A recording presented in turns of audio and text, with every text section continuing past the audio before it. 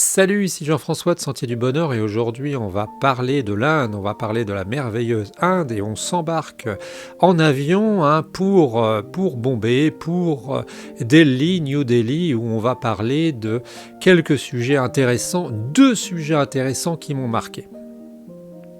Alors, premier sujet, au bout de 7 heures de vol, au bout de 6 ou 7 000 km d'avion, eh bien on arrive en Inde, un très beau sujet que j'ai trouvé sur les associations qui s'occupent d'ouvrir, de conscientiser, de rendre les gens conscients par rapport aux soignants, aux gourous qui sont un peu trop présents en Inde, même si c'est une terre spirituelle, et qui exploitent littéralement la crédibilité des gens.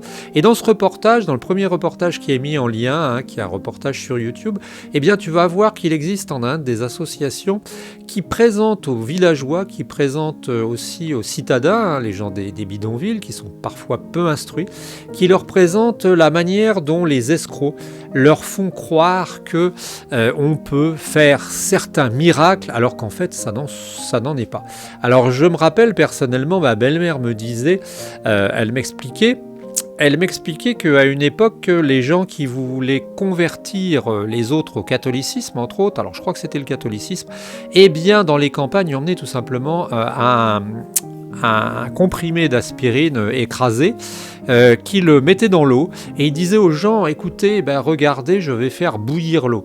Et alors il lançait ça dans l'eau, ça faisait des bulles et les gens se disaient mais c'est un miracle. Eh bien ce premier reportage que je te propose, il est merveilleux.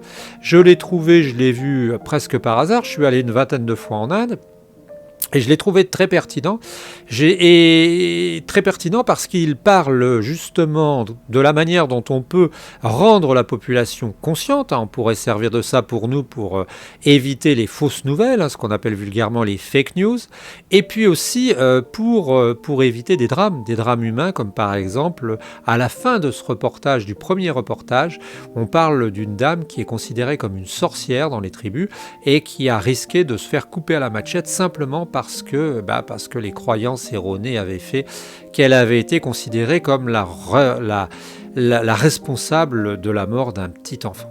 Voilà, c'était pour le premier reportage, il est très bien, il est merveilleux, ce sont des bénévoles, très intéressants. Deuxième reportage qui date de 2007, alors je suis un peu touché par le syndrome d'un prof de géographie qui nous disait que quand on présente des documents, il faut qu'ils soient assez récents. Alors là, ce reportage, il a l'air de 2007, mais il est intéressant.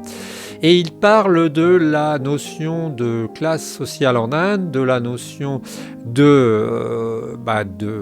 d'intouchable, de la notion de brahman, puisque le brahman, c'est la personne qui est au-dessus de la société indienne. Tu les reconnais avec des petites ficelles qu'ils ont autour du torse. Et en fait, on a l'impression que beaucoup de problèmes se sont réglés en Inde quand on est entre autres dans les grandes villes comme New Delhi, Bombay, Bangalore. On a l'impression qu'il n'y a plus de problème de caste. On n'en est plus à l'époque où les gens refusaient que l'ombre des intouchables touche leur ombre, les touche. Mais ce reportage, il est très important parce qu'il montre qu'une sorte de descendant de Gandhi a organisé des marches pour faire que les gens des tribus, les tribus autonomes, puissent revendiquer leur existence. Parce que ce qui se passe en Inde, c'est qu'on a tendance, alors c'est pas la Chine non plus, en Inde, il y a on va dire une culture de la liberté, une culture du droit aussi, qu'il n'y a pas en Chine encore, ou qui n'est pas suffisamment développée.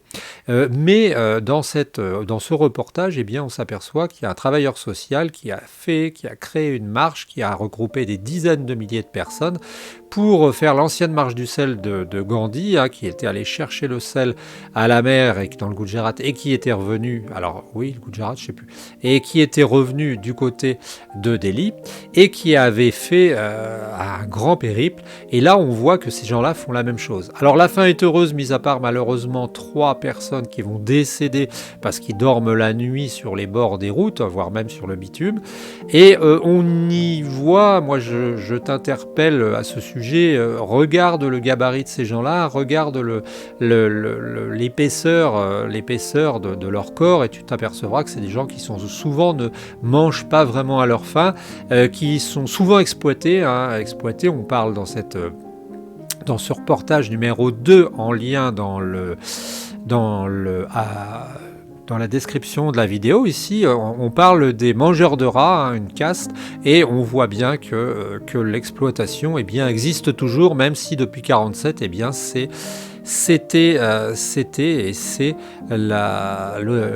finalement c'est la liberté, l'un des libres, mais en fait on s'aperçoit que beaucoup de problèmes n'ont pas complètement été résolus. Un très beau reportage sur l'initiative des gens qui pourrait nous faire penser aux gilets jaunes, hein, à l'impossibilité des classes sociales dites inférieures, sans être méchant du tout, à se défendre, à comprendre la situation dans laquelle elles sont et puis aussi à avancer.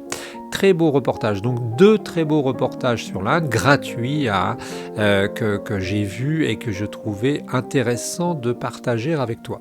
N'hésite pas à aimer cette vidéo, n'hésite pas à la partager aussi pour faire de la pub à ces reportages, n'hésite pas non plus à t'abonner pour nous permettre de dépasser les 1000, le symbole des 1000 abonnés. On se retrouve très bientôt sur la chaîne Sentier du Bonheur.